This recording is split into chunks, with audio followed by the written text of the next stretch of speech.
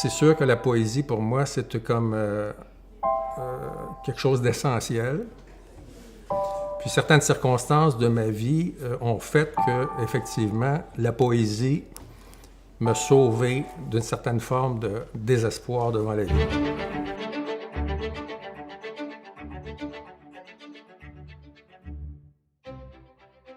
Pour moi, le poète, c'est celui qui regarde le monde sous l'angle de la beauté. C'est la chose qui m'intéresse le plus. Alors, je suis comme fasciné par les êtres, les visages.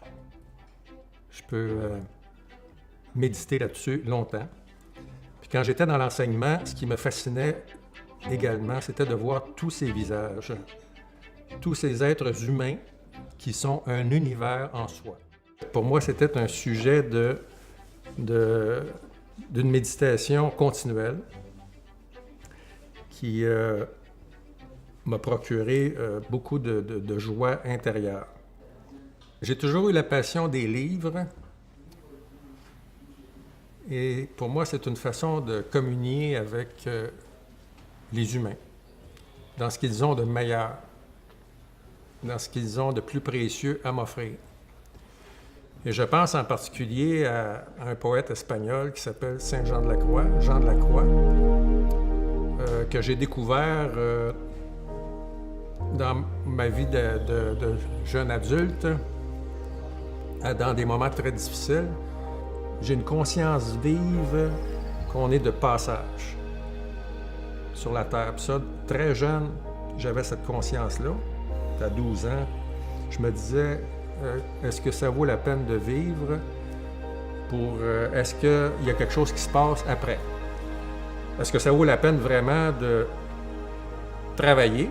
Est-ce que ça vaut la peine d'aimer, etc., s'il n'y a plus rien après? Cette découverte de Jean de la Croix m'a permis justement de vivre à une profondeur que je ne soupçonnais pas à un certain niveau.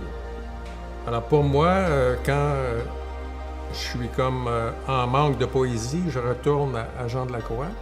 À chaque fois que je relis ces poèmes-là, je suis comme en état second.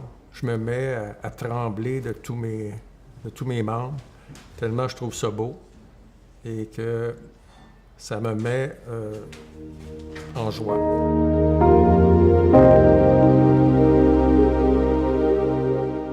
Ça appelle comme une espèce de silence devant cette beauté-là.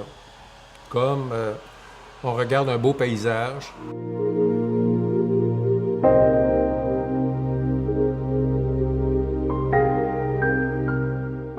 On n'a pas envie de parler.